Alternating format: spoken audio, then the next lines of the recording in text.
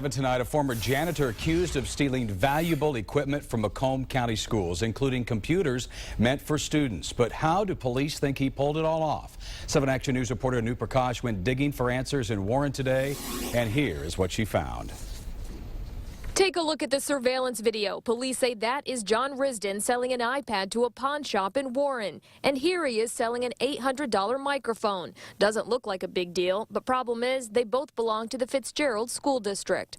John Anthony Risden. That's why the 28-year-old faced a judge today, and only Action News was there. Risden used to work as a janitor for the school district. That's when police say he cleaned out almost $80,000 worth of music equipment and electronics from 2 schools. In September, the Fitzgerald High School principal called police after noticing the missing equipment.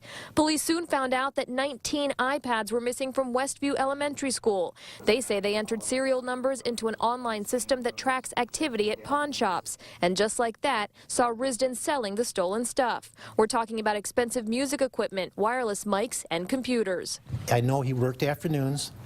And the question of whether or not, someone would be able to walk out with some of these large pieces of equipment, he worked till 11 o'clock at night. Certainly he could just walk out with the stuff. It's not like he was there during the day.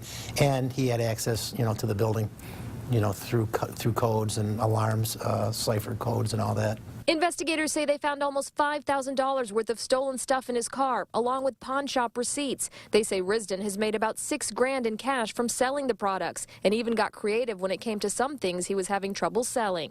Some of the high-end musical equipment, some of the people don't want to touch. They can't get rid of it. They can't sell it.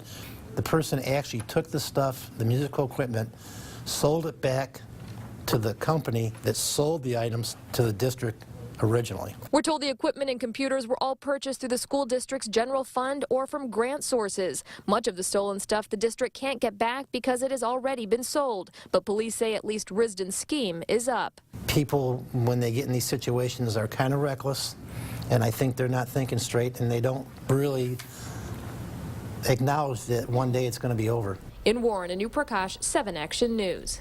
Okay, Anu, thank you for that report. Now, Risden, who lives in St. Clair Shores, was charged with embezzlement today, but we have learned he has no criminal history. His bond set at $10,000. Meanwhile, the district superintendent told us, quote, "It is a sad day in any organization when something like this occurs, but the majority of our employees are," he says, "very trusting and hardworking people," end quote.